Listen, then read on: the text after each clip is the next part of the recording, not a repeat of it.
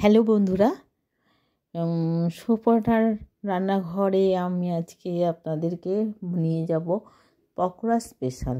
তো এবার শীতকাল তো চলে যাচ্ছে, একটু পকোড়া পকোড়া খেতে ইচ্ছে করছে, যেটাতে আমরা আগের পদ বলি বা চলো ভাজাভুজি, এখন তো সেইগুলো স্টার্টার নাম হয়েছে। তো স্টার্টারে খুব পুরনো দিনের দুটো স্টার্টার আজকে করব। প্রথমে মটর ডালটাকে 2-3 ঘন্টা আগে ভিজিয়ে রাখা, বা হোল নাইট, শীতকাল হোল নাইট ভিজিয়েও রাখা যেতে পারে। তারপর ভালো করে ধুয়ে নিয়ে এই যে মিক্সারের একটা জারের মধ্যে একটু নুন, চিনি আর কাঁচা লঙ্কা, আমি খুব বেশি ঝাল করছি না, তার কারণ আমি এইটা ব্যাটারটার মধ্যে এইটুকু পর্যায়ে রাখছি, তারপরে আমি যদি ঝাল দিই সেটা আপনারা দেখতে থাকুন। আচ্ছা, লাইক কমেন্ট অবশ্যই করবেন। আর এই পুরনো দিনের এই জিনিসটা, যেটা আমরা মেলাতে গেলে পরে ঝাল বড়া হিসেবে কিনে খাই, সেটা কিন্তু অনেক আগেই কিন্তু আমাদের মা ঠাকুমা বা তারও আগে একটা প্রচলন ছিল, যেটা তরকারিতে ব্যবহার হতো। আমি এটা ঝাল বড়া হিসেবে দেখাচ্ছি। এটাকে কিন্তু আমি দুরকমভাবেই রান্নায় প্রয়োগ করেছি, কারণ সেই দিনটা ছিল নিরামিষ, শনিবার। তাই এটার মধ্যে নুন যেহেতু দেওয়াই আছে, এবার দিয়ে দিলাম হলুদ, দিলাম দেব কালো জিরে, আর দেব চিলি ফ্লেক্স।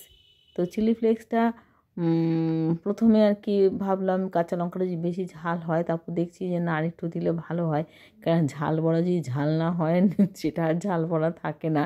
আর এই ঝাল বড়াটা যদি আমি তরকারিতেও দিই, তরকারিটা খানিকটা তরকারিতে কী হয়, অ্যাবজর্ব করে নেয় জল, তার জন্য ঝালটা অতটা থাকেও না বড়ার মধ্যে।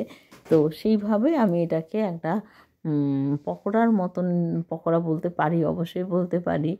যদিও এটাকে ঝাল বড়া হিসেবেই আমাদের আশেপাশে যে কোনো মেলা বা এমনি আর কি রাস্তার মোড়ে এগুলো বিক্রি হয়। সর্ষের তেলেই ভাজবো, সর্ষের তেল গরম হয়ে গেলে পরে আমি এক এক করে ভেজে নেব। আর আমরা বাঙালিরা একটুখানি ভাজাভুজি এরকম ঘরোয়া উপকরণ দিয়ে খেতে কিন্তু খুব পছন্দ করি। অনেকগুলি পরপর কিন্তু এরকম পকোড়া স্টাইলে থাকবে পরপর ভিডিও, যেটা আজকের প্রথম আমি এটা ঝাল বড়া দিয়ে শুরু করলাম। এরকমভাবেই কিন্তু আপনারা বড়া তৈরি করে আপনারা তরকারিতে দিতে পারেন। যেটা নিরামিষ তরকারিতে আমি মাঝে মাঝে করি, সেটা হচ্ছে লাউ ডগা, কুমড়োর ডগা, ওই তরকারিটা যেটা হয় শাক তরকারিটা, সেটাতে কিন্তু আলু বেগুন কুমড়ো দিয়ে খুব সুন্দর হয় খেতে, বড়া ব্যবহার করলে। বা আরেকটু ছোটো ছোটো করে এরকম এই বড়াটাকে আরেকটু ছোটো ছোটো আকৃতি দিলে পরে আপনারা চাইলে পেঁপের ঘন্ট, লাউয়ের ঘন্টতেও নিরামিষ তরকারিতেও দিতে পারেন। তো আমি এটা একটু বড় করছি, কেননা ওই ঝাল বড়া হিসেবেই আমি এটাকে সার্ভ করব সেই কারণে। এমনি ঝোলেতে কিন্তু এই বড়াগুলো একটু বড়ই যায়। বড়া এমনি খালি খালি ডালের পাশে খেতেও ভালো লাগে, আবার এমনি সস দিয়ে বা চাটনি দিয়েও কিন্তু খেতে মজাই হয়। তো যাই হোক, সেরকম খুব একটা পরিশ্রম না, একটু সময় 10 মিনিট সময় বের করে নিলেই এগুলো অনায়াসে তাড়াতাড়ি করে নেওয়া যায়। অবশ্যই তার আগে ডালটাকে তো ভেবে মানে কিছুক্ষণ ভিজিয়ে দিতে হবে, না হলে পরে ডালটা ভালো করে ওটাকে চট করে যে মিক্সিতে আমরা যে পেস্ট করে নিই, সেটা হতে সময় লাগবে। এটা যেমন একবারেই কয়েক সেকেন্ড ঘোরাতেই যেমন পেস্ট হয়ে গেছে সুন্দর মতন, তবে একটু একটু ভাঙা ভাঙা থাকলেও কিন্তু ভালো লাগে।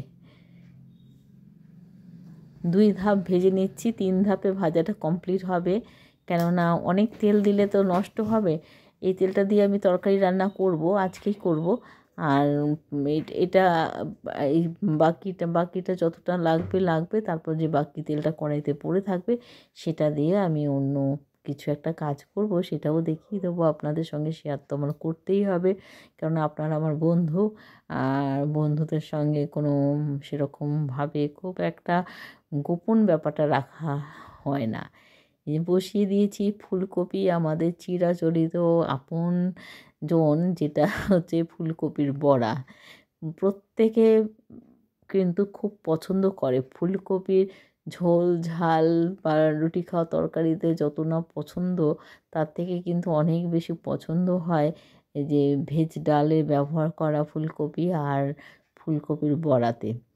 তো এই যে খিচুড়িতেও ভালো লাগে ফুলকপি একটু বড় বড় করে। তো আমি যেহেতু পকোড়া টাইপের বড়া করব, তার জন্য আমি কম ছোট করে, মানে ছোটো ছোটো একেবারে ছোট নয়, আবার বড় না, মাঝারি একটা সাইজ দিয়ে ওটাকে একটু ভাপিয়ে নুন হলুদ দিয়ে ভাপিয়ে নিয়েছি, যাতে ওর মধ্যে কোনো সার থাকলে যেটা বেরিয়ে যেতে পারে। দিয়ে দিলাম বেসনের মধ্যে জোয়ান, কালো জিরে, আর একটু লঙ্কার গুঁড়ো, হলুদ গুঁড়ো, আর স্বাদ মতো লবণ, আর একটু বিট নুন। মানে নুনের ব্যালেন্সটা কিন্তু একটু ঠিক রাখতে হবে, যেহেতু বিট নুন দেওয়া হয়েছে, এমনি সাদা নুনটা কম, আর অল্প হালকা কয়েক 8-10টা চিনি দিয়ে এটাকে ভালো করে একটু ঘেঁটে নিতে হবে। আমি একদম সোজা সাপটা ভাষায় বলা, আমি আমরা যেটা বলি, ভালো করে ঘেঁটে নিয়ে তারপর এটার মধ্যে অল্প অল্প জল দিয়ে সুন্দর একটা মানে না ভারী না মোটা না পাতলা, সেরকম একটা পর্যায়ে মাঝামাঝি রকম একটা ব্যাটার করতে হবে, যে ব্যাটারটার মধ্যে মানে ফুলকপির গায়ে যাতে ব্যাটারটা লেগে থাকে, পড়ে না যায় সেই রকমভাবে। আবার অতিরিক্ত মোটা হয়ে গেলেও সেটা কিন্তু খেতে ভালো লাগে না, বেসনের একটা গন্ধ ছাড়ে। কাজে একটু খুব মানে হালকা ধরনের আপনারা দেখিয়ে নিলেন কীরকমভাবে এটাকে করতে হবে ব্যাটারটাকে। এবার ওই তেলটা, বাকি তেলটার মধ্যে আমি একে একে করে ফুলকপিগুলো ভেজে নেওয়া হবে। এবার ডুমো ডুমোর থেকে একটু বড় সাইজ কিন্তু করা হয়েছে ফুলকপিটাকে। এখন ক্যামেরায় কীরকম ধরা পড়ছে বোঝা যাচ্ছে না, খুব ছোটও লাগতে পারে, সেটা হতেই পারে, কিন্তু আমি কিন্তু খুব ছোট করিনি। তবে ছোট করলে একদিকে সুবিধা যে মানে অনেকগুলো ভাগে পাওয়া যায়, দেখতে ভালো লাগে যে পাতে 4টে করে পড়ছে দুটো পড়ার থেকে। এইভাবে বড়াগুলোকে ভেজে নিয়ে এবার সমস্ত বড়াগুলো কড়াই থেকে তুলে এবার সার্ভ করে দেওয়ার অপেক্ষা। এটা গরম গরম ভাতের সাথে, মুগ ডালের সাথে, এমনি ঘি দিয়ে খেতে কিন্তু খুব দারুণ মজা লাগে।